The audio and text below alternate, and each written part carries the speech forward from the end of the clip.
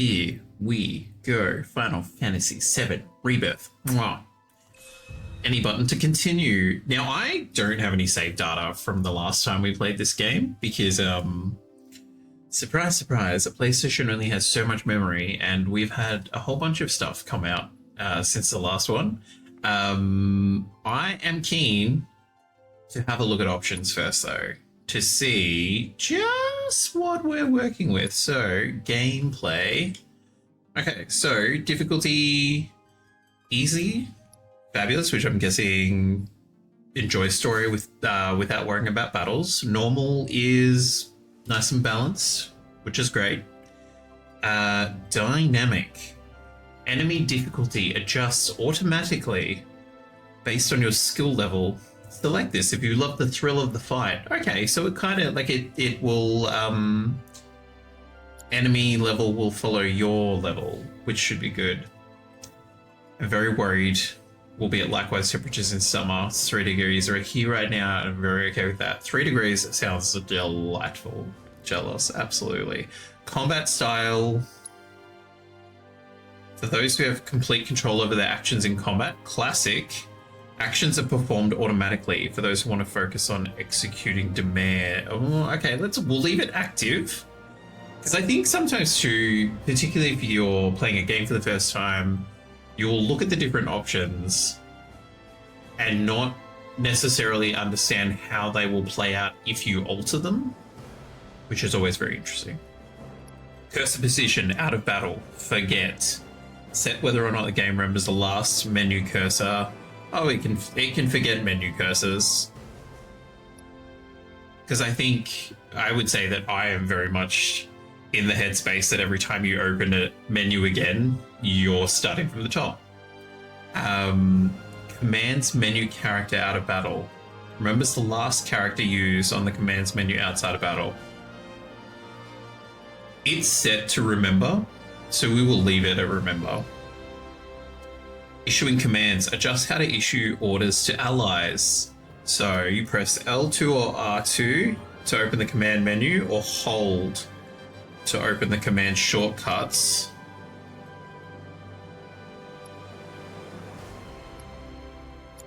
Okay. Oh, hang on. So command menu, press and it'll open it, and hold. We'll probably have to see how that plays out in order to fully understand that. If we can say tap L2 or R2 and it will just bring up the options, that would be a lot better for myself. It definitely depends on what you need in the game into what will work for you. Party member info display. How to display your party members' information such as HP and MP while in the field and during combat. Let's leave it as standard. The other option is to reverse it. Swap guard and command shortcut buttons.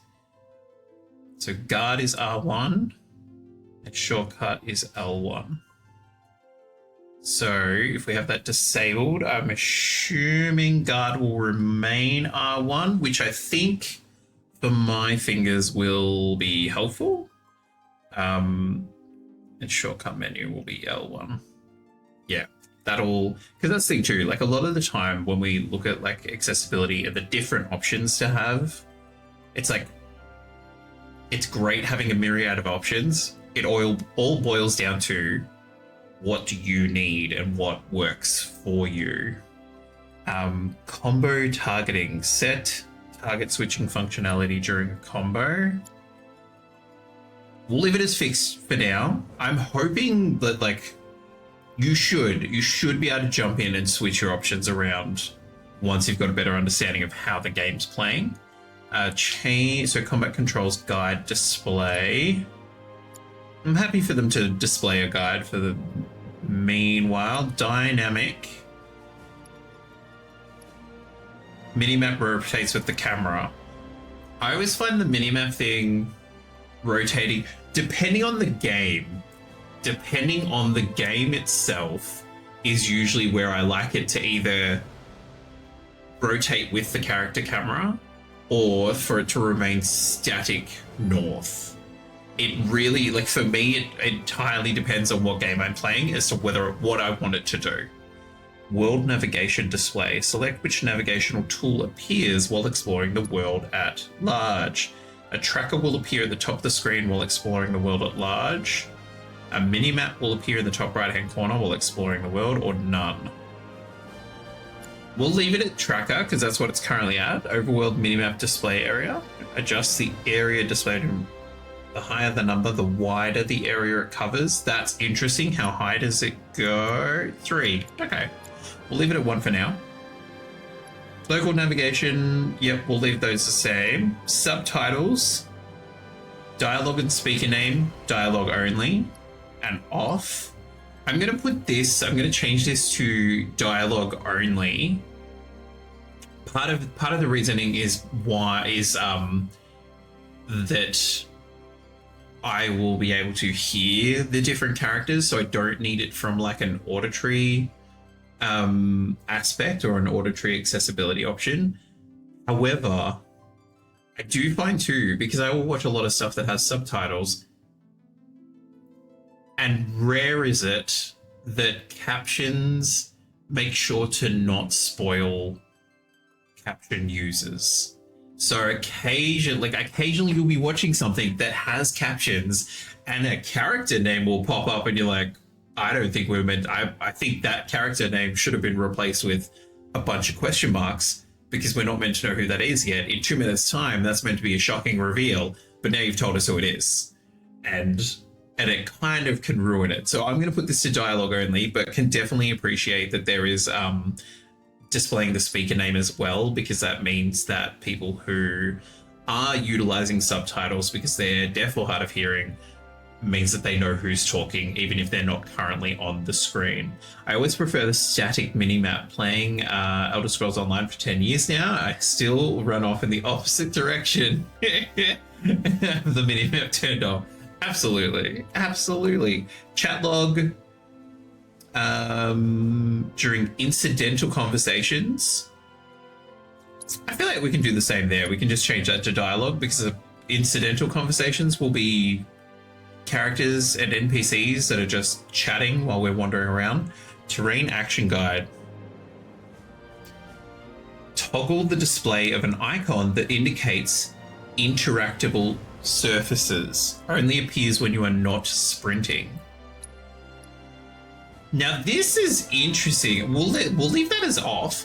I think because every so often the debate, conversation, however you want to frame it, comes up around it's too many yellow lines. What, did they go up this cliff and paint everything yellow, like to demonstrate that you can climb this cliff? We'll leave that off. It'll be interesting to see if it's obvious of when we should be trying to interact with the surface, or if it's like, oh, I need to turn it on. Trigger effect function. Set the level of force and tension applied when pressing L2 or R2. The higher the number, the stronger the effect. I'm going to disable this, and it's mainly because so when I'm using, I was like, how well does this show up?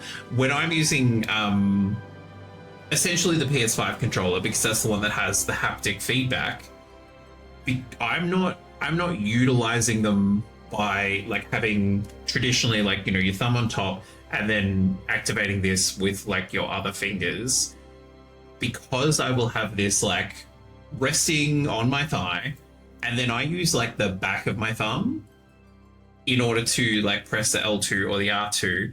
I can't remember what we played like a year or two ago when we first got this, and there was a game that very much used the haptic feed.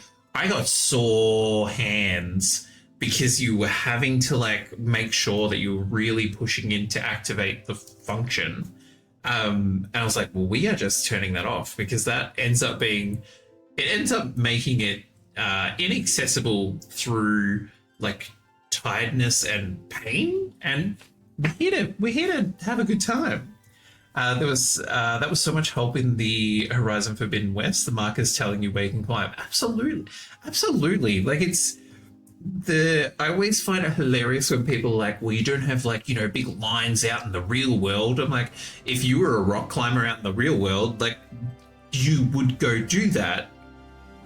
this is a video game. This is not the real world. But absolutely, particularly say Forbidden West, how there was a lot more climbing in it, and that your focus could like indicate and all that sort of stuff too. Yeah, absolutely agree. Motion sensor function. This is going to be off because again, the controller like sits on our lap essentially. We're not sitting here trying to move it around in order to activate things. Okay, so that is all the gameplay options, which a lot of it is very stock standard. I like the different options around like the subtitles. The only additional thing that would be nice to see, and we'll be able to see once we're actually in there, is changing subtitle size and potentially subtitle color. So it'll be interesting to see once we actually start playing how that impacts and what that looks like. Not necessarily for myself, but other people might find it very helpful to be able to change those as well. Camera distance out of battle. I like to be a bit further away from my camera. So let's definitely do that. Let's keep it at camera 1 for the distance in battle, because they probably want you to feel in the action. Camera repositioning. The camera gradually repositions itself directly behind the character. No, because I usually end up changing that anyway, so let's leave that off. Attacked target correction. Automatic camera adjustment when attacking off-screen targets. One would hope that we would very quickly make them on-screen targets, so sure. Camera slope angle. Changes the angle to match sloping terrain. We'll leave that on. Camera pullback. The camera pulls back to show a wider area when the character is moving. On. Fabulous. Post-action refocus. Toggle the auto positioning of the camera after performing certain actions such as scaling walls, climbing ladders, and sliding nav poles. Yeah, because that gets us back into it. Responsiveness. Set the higher the number, the more responsive the camera will be. This is on 3, so I'm assuming they would like the camera to be very responsive, and so would I. Horizontal camera controls. Normal, yep. And vertical, normal, I'm assuming, or inverted, yep. And do you know what, like, again, this is, I view camera controls the same way around, like, the mini-map. Entirely depends on the game that I'm playing. Like, sometimes it's like, no, keep them as programmed. And sometimes like, oh, no, we definitely need to invert this because of the gameplay or the way that the game is played. It's like, oh, actually, it's more intuitive to do it inverted. We'll leave it set as standard, and then we will see if we need to change it. Camera view ally commands. Change who the camera focuses on when issuing commands to allies. The non-active characters or the active characters?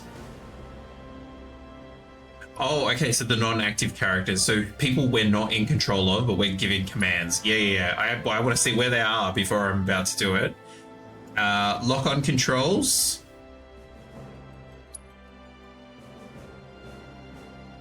I'm assuming, and use R to switch. Press R3, so pushing down the right control stick, to lock onto a specific target, and use R to switch the targets, and the camera follows the target. Fabulous, yes. Lock on switching.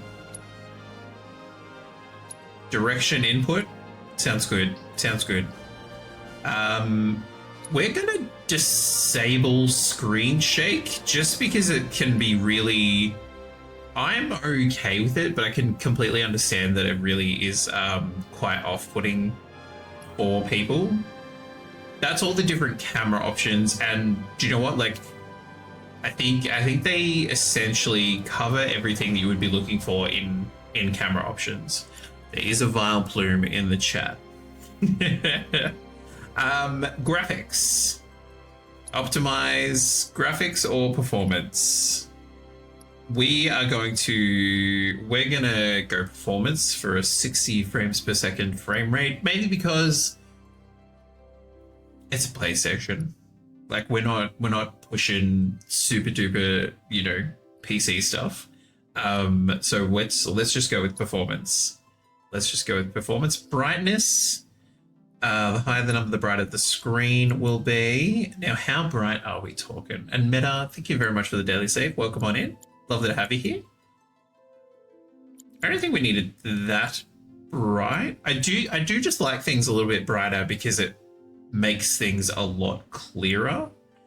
And like, we're not playing Phasmophobia. We don't need to be scared, right? So let's go with 6. So that's all on the graphics, which is totally fine. Audio and vibration.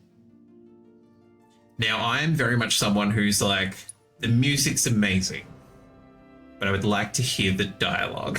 And so I might put that, we'll put that at a 8. And we will put the sound effects probably at a 7, I reckon. So then that way, like, the speech comes through nice and clearly. Olive, welcome on in. Lovely to have you here. How are you? Sekiro.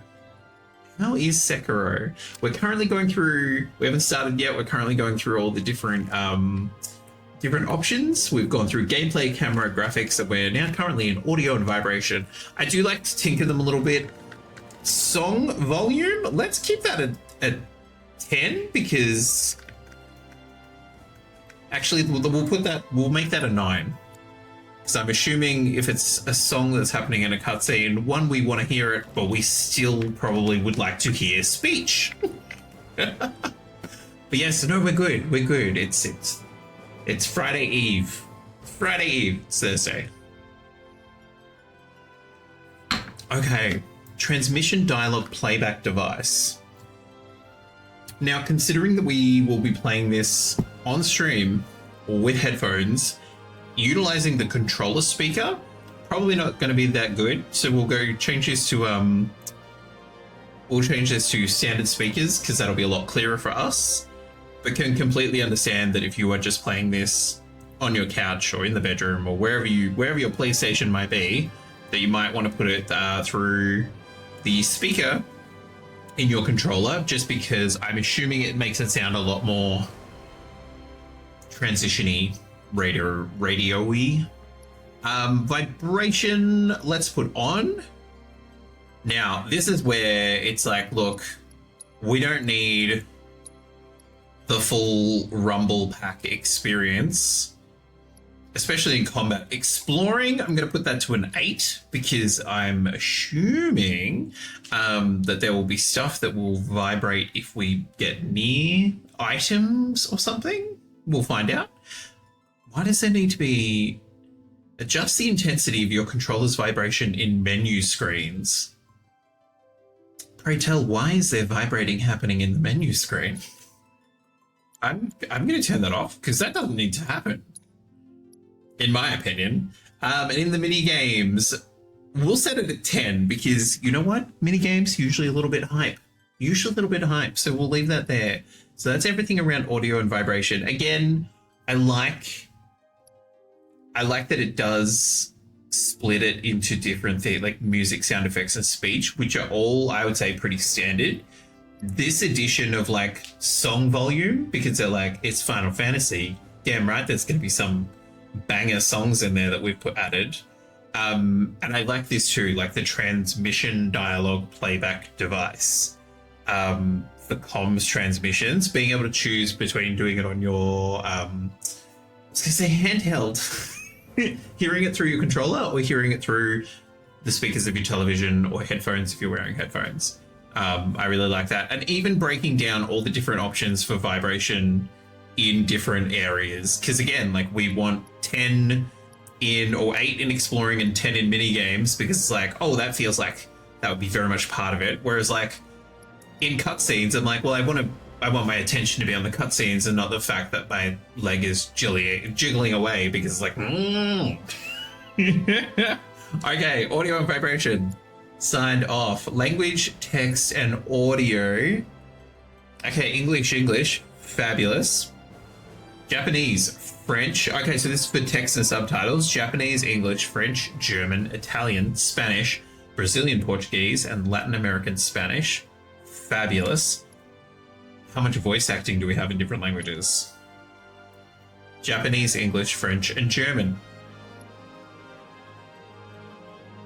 The French and German is a surprise. I would have thought that Spanish would be in there, because I would figure it would cover a lot of people.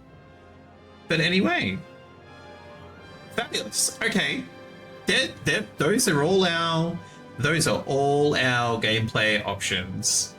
So amazing, done and dusted.